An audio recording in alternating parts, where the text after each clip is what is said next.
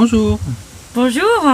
On reprend notre périple tout à fait au sud du continent sud-américain et on va se diriger vers le parc des Torres del Paine qui correspondait vraiment à un objectif majeur du parcours, mais il a été très compromis par la situation sanitaire et pour nous c'était une vraie bonne surprise de pouvoir nous y rendre. Alors, on s'y est rendu d'une manière un peu particulière parce que les règles en vigueur nous forçaient à ressortir du Chili vers l'Argentine, ce qui était en soi absurde parce qu'on était déjà obligé de passer par le Chili en fait pour transiter d'Ushuaia vers l'Argentine, mais était quand même obligé de ressortir pour re-rentrer. Bref, on a fait 6 passages de frontières entrée et sortie cette fois-ci pour pouvoir entrer au Chili vers ce fameux parc. Or, c'était difficile parce que en plus, on a eu un problème de climat qui s'est présenté. C'est-à-dire qu'on a eu un passage extrêmement venteux et donc le passage de la frontière a pris un tour épique. En fait, on est tombé en plein moment d'une grosse tempête de vent qui nous a d'abord retardé au bateau. Nous avons un petit problème parce qu'il y a beaucoup de vent et nous sommes arrivés au ferry. Ça fait 2 heures qu'on est là et qu'on attend parce que les bateaux ne traversent pas à cause du vent. Et puis, alors au début c'était plutôt rigolo à l'endroit où on a dormi, qui était Laguna Asuncon à l'aller, parce que le vent nous poussait, mais vraiment c'était impressionnant. J'avais pas besoin de marcher ou de courir, ça me poussait. Manu est d'ailleurs tombé sur une roche assis. Bon, on a pris ça un peu à la légère, et puis après sur la route, vraiment, c'était pour Manu très difficile de conduire, spécialement quand on passait entre 2 petites montagnes, parce que là il y avait une dépression qui se faisait, et là il perdait le contrôle du volant. Non, ferme la fenêtre. Vite. Et puis quand on est arrivé à la frontière, on a essayé de se garer à un endroit abrité, mais déjà on avait du mal à ouvrir les portières. Et on s'est tenus tous les deux en se disant bon, il faut qu'on vise ce point-là, on y va, et malgré tout, j'ai pas compris ce qui m'est arrivé et je me suis retrouvée sur les fesses. Alors même que Manu me tenait, j'avais plus de crocs aux pieds, c'est quelqu'un qui me l'a amené en courant. Donc il y avait quand même des rafales à plus de 140 km/h. Et croyez-moi, c'est très impressionnant. C'est là qu'on se trouve. C'est un des endroits les plus vantés du monde. Et puis, au moment de partir, donc il y avait très peu de monde dans ce sens-là qui voulait aller vers le Chili, puisque c'est quand même assez difficile. Mais il y avait toute une troupe d'Ukrainiens qui avait un problème de transport.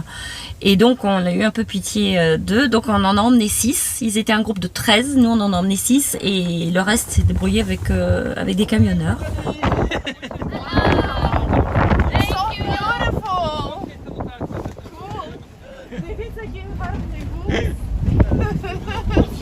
Ils avaient pas dormi depuis plusieurs nuits. Une fois montés dans Oscar, ils se sont tous endormis. Mais on a passé vraiment un très bon moment, c'est une chouette équipe. Et vu ce qui se passe actuellement, on pense vraiment à elles, toutes, enfin à eux, mais nous on avait essentiellement des filles. On a pris de leurs nouvelles, donc vous le savez très bien, c'est quand même pas très rigolo ce qui se passe là-bas. Alors du fait qu'on ait pris ces Ukrainiens et Ukrainiennes en stop, on est allé jusqu'à Punta Arenas, ce qui n'était pas prévu, mais on a fait juste un petit stop rapide et on s'est tout de suite dirigé vers Puerto Natales. Puerto Natales, c'est une petite ville qui sert de porte d'entrée à distance au parc des Torres del Paine. C'est environ à une centaine de kilomètres de la porte d'entrée. C'est une situation qui est un peu analogue à celle d'El Calafate, qui est à une distance équivalente du Perito Moreno. Et d'ailleurs, on peut faire un peu un parallèle entre les deux villes, parce que ce sont des villes qui sont touristiques, ce sont des nœuds de transport. Et les deux villes sont bordées d'un lac peuplé de nombreux oiseaux. Une des choses qu'on a faites quand on était à Puerto Natales, c'est d'aller à un endroit qui s'appelle Rupestre Patagonia, qui appartient à quelqu'un qui s'appelle Jorge et qui a eu la gentillesse de nous ouvrir les portes de son immense propriété pour passer la nuit jusqu'au lendemain matin pour qu'on fasse une visite. Sous la pluie, de cette immense propriété de 10 000 hectares qui borde la caverne du Milodon, qui est un endroit touristique du coin. Le Milodon, c'est un paresseux géant, un de ces animaux préhistoriques qui vivait en même temps que les tigres à dents de sable. On voit souvent ces animaux associés sur des timbres ou sur des affiches qui représentent la ville de Puerto Natales. Nous, on était dans cet espace-là, donc il y a beaucoup de falaises, des grottes, il y a aussi des peintures rupestres, d'où le nom, quelques peintures rupestres. Rien de très spectaculaire à notre avis, d'autant plus qu'à cause de la pluie, on voyait pas trop les oiseaux. Il y avait un nid de condors, mais les condors se réfugiaient, le nid était dans une anfractuosité de falaise, donc ils se réfugiaient un petit peu à l'intérieur. Donc on n'a trop rien vu, on a juste profité de l'amabilité de Jorge et d'une balade très sympathique, très nature. Rien de plus. Par exemple celle-ci. Ou celle-ci. Comme des mini-pommes.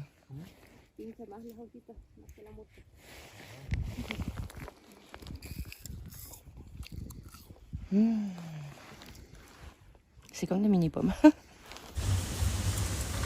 Sur la route entre Puerto Natales et le Torres del Paine, le parc, on a assisté un soir à une super scène de chiens de berger qui s'affairaient à rentrer le gros troupeau de vaches avec les gauchos qui commandaient, le gaucho qui commandait ses chiens, mais d'assez loin, hein, et les chiens obéissaient au doigt et à l'œil. Ouais, c'est une super démonstration, un peu comme quand on voit dans les séquences télévisées de dressage, les compétitions de dressage, c'était vraiment ça, mais en grandeur nature. Et puis alors on s'est dirigé vers le parc du Torres del Paine, et là on a vécu quelque chose sur lequel il y a deux choses à dire. D'une part, c'est assez proche de ce qu'on a connu quand on s'est approché du Fitzroy, parce que le massif des Torres del Paine, on le voit de très loin, on le voit d'au moins 50 km ou 80 km, et on s'approche vers lui progressivement. Comme ça a été notre cas, on a de la chance d'avoir une bonne visibilité. Cette approche est très impressionnante et comparable à celle qu'on a eue du Fitzroy. La deuxième chose, c'est que en fait, c'est quelque chose que j'avais en tête depuis très longtemps. Et je suis vraiment très heureux d'avoir pu filmer la séquence de l'approche, notamment pas des Torres elles-mêmes, mais des Cuernos, qui est une partie de ce massif, parce que c'est vraiment une image que j'avais en tête depuis la conception du voyage avec Oscar autour du monde, l'idée d'aller avec notre véhicule vers ces paysages sauvages, dont pour moi le parc des Torres del Paine représente la quintessence. Mais parce que ça fait partie, comme le Fitzroy, d'un endroit qu'on avait bien aimé en 2017 et qu'on s'était promis aussi de retourner voir avec notre propre véhicule pour avoir bien le temps de sillonner en long et en large et en travers le coin. Et comme au Fitzroy, on a eu une immense chance, une immense belle fenêtre météo. Alors on s'est calé par rapport à elle, donc c'est un mélange de chance et d'opportunisme. On est resté à Puerto Natales le temps qu'il fallait pour laisser passer les nuages, et on s'est donné les moyens de pouvoir venir donc sur ce site au meilleur moment ou presque. On l'a d'abord vu une première fois, notamment le site des Cuernos, parce qu'on a dormi pratiquement au pied de ces montagnes. Et puis ensuite on a commencé donc à explorer le parc des Torres del Paine. Alors après une première approche donc avec Oscar, on est allé visiter ce panorama sur les Cuernos à pied. Il y a une petite balade assez simple d'environ 1 heure, 1 heure et demie qu'on peut faire, qui passe le long d'une très belle cascade. Et puis ensuite on s'est dirigé vers la partie ouest du parc, qui est potentiellement celle qui est le plus dans les nuages parce que c'est la plus proche de la chaîne des Andes. Et on est allé on a repris un bateau, donc on a fait une croisière glacier, ce qu'on avait finalement déjà fait du côté d'El Calafate. On l'a refait au parc de Torres del Paine. Ce qu'on a vu, c'est les guanacos, beaucoup. Donc les guanacos sont c'est vraiment les animaux par excellence qui peuplent le parc, et on les a vus sous toutes les coutures, hein, et on a appris à connaître un peu leur comportement. Donc, les guanacos sont c'est la même chose que les lamas, sauf que les lamas sont domestiqués par les hommes et les guanacos sont en pleine nature. Donc dans le parc de Torres del Paine, il y en a énormément, partout. Ils se portent très bien. Qu'on peut approcher de très près.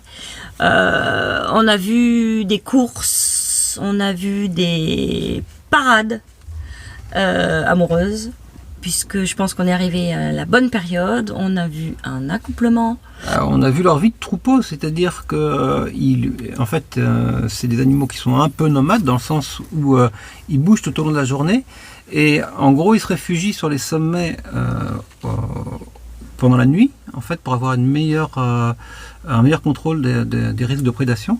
Et puis ils descendent paître et boire près des points d'eau pendant la journée. Parmi eux, il y en a un ou plusieurs qui guettent. Donc, en quelque sorte, ceux qui sont au centre et qui paissent tranquillement, ils peuvent le faire parce qu'il y a les guetteurs sur les côtés qui vont scruter l'horizon et qui vont avertir en cas de danger. Une des caractéristiques du Chili en 2022, c'est que il y a beaucoup de choses qui ont changé et que c'est excessivement cher. Les prix ont été multipliés par 2, que ce soit dans les épiceries, dans l'entrée des parcs, l'entrée des campings. Il y a beaucoup d'interdictions. En fait, il y a plus beaucoup de moyens de faire des choses par nous-mêmes, des marches où tout est devenu payant et assez cher. Et il y a ça, et puis il y a donc cette montée effectivement des interdictions, notamment pour le camping sauvage. Et du coup, on n'a plus le droit de dormir dans le parc des Torres del Paine. On n'a théoriquement plus le droit, et les rangers eux-mêmes sont assez coulants par rapport à ça, parce qu'en fait, ils résistent un petit peu à titre personnel à la marchandisation du parc, et donc ils nous disent, ok, vous n'avez pas le droit, mais allez là-bas, et ça sera tranquille. Donc on n'a pas vraiment de problème direct avec les autorités sur place. C'est plus tout un système qui est en train de se transformer.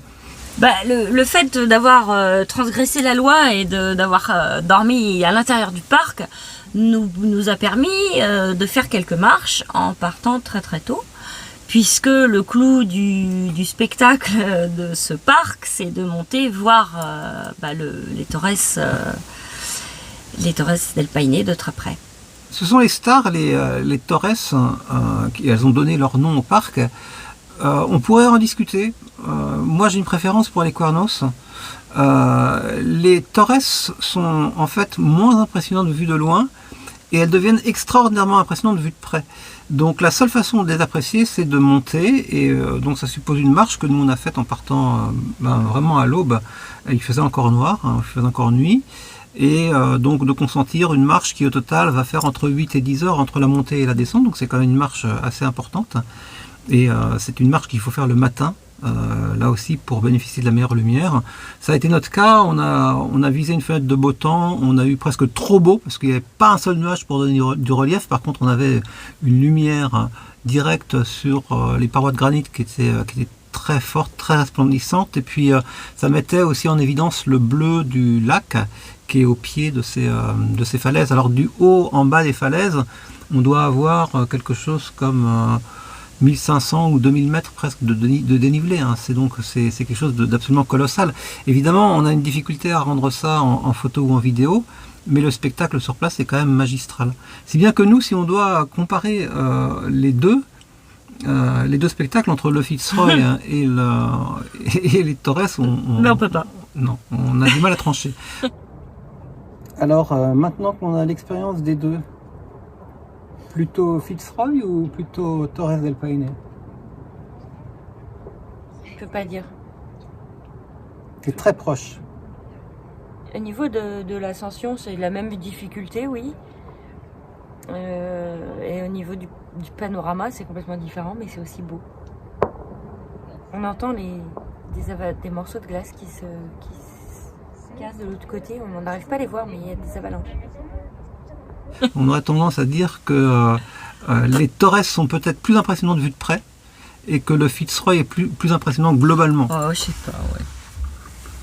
Un des endroits qu'on aime bien dans le parc, c'est la Laguna Amarga, qui se caractérise par une couleur exceptionnelle. La réalité est vraiment saisissante. Alors ça dépend bien sûr de l'heure du jour.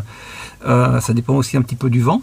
On a parfois des flamants sur le lac. Pas toujours, il n'y en avait pas beaucoup cette fois-ci. Il faut savoir qu'il n'a pas plu tant que ça ces derniers mois dans cette zone. Il y a eu des nuages, mais il n'a pas plu beaucoup. Donc il y a pas mal de petits points d'eau qui ont été désertés et certains animaux qui se sont repliés dans des zones plus lointaines. Donc les flamands sont pas en très grand nombre actuellement. Enfin, ils n'étaient pas quand on y était. Les Cuernos, c'est un endroit où on est retourné sur la fin du séjour pour les admirer au petit matin. Et voilà, c'est de pire en pire. Nous partons maintenant. Il fait nuit noire. Non mais j'y crois pas. Oh là là là là là là.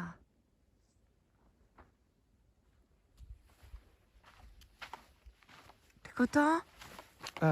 Ben oui, mais bizarrement, j'aurais préféré qu'il y ait quelques nuages pour faire un beau spectacle du matin. Là, ça va être rose-orange. Il n'y aura pas de relief. Oh, arrête, parce que sinon je retourne me coucher. Hein. Parce qu'il existe un point de vue qui s'appelle le Mirador del Condor, hein, qui surplombe le lac Pehué, où on avait passé une nuit magnifique il y a 4 ans déjà.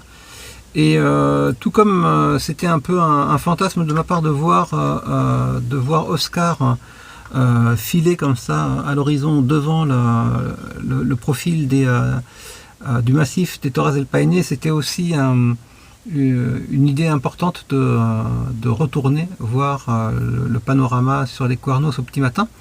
Donc on a fait ça. C'est une petite marche sans difficulté qui fait à peu près 1h30 aller-retour. C'est difficile. Hein. C'est pas difficile physiquement, mais le terrain glisse. Voilà. Wouhou.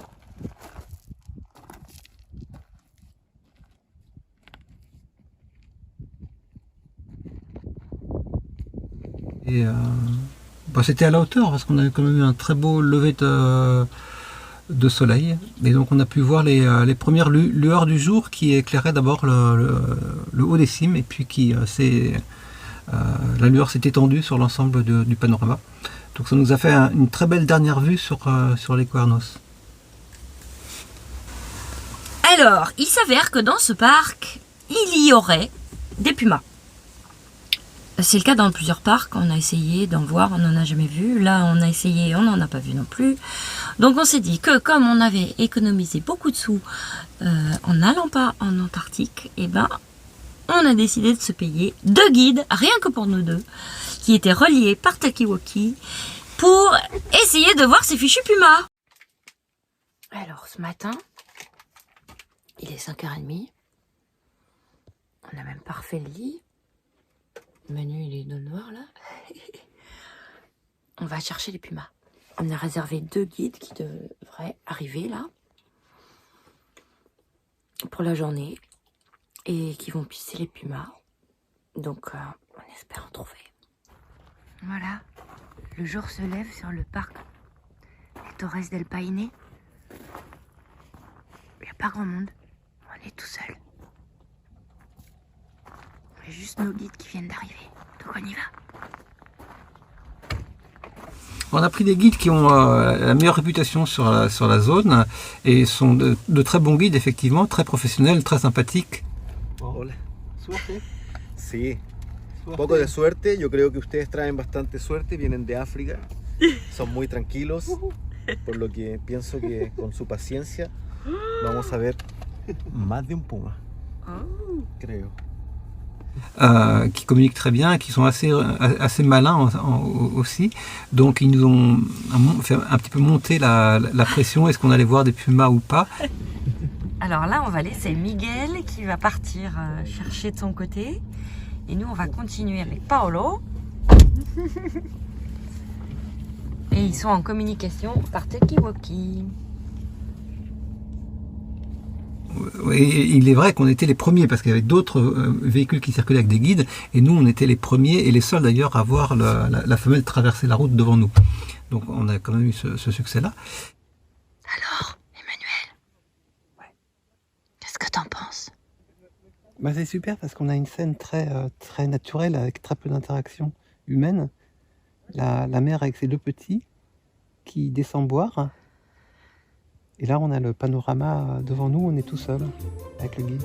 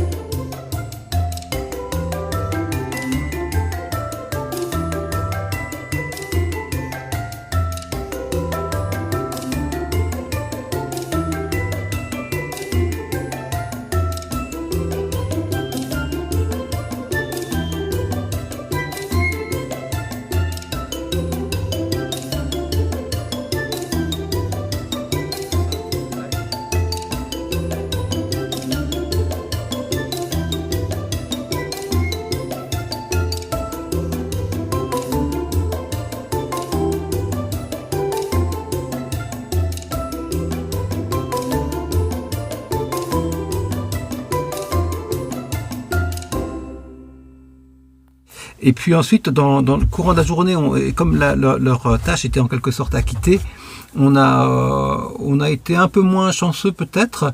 On s'est arrêté longuement devant une grotte, où d'ailleurs c'était Isabelle qui avait spoté un autre puma.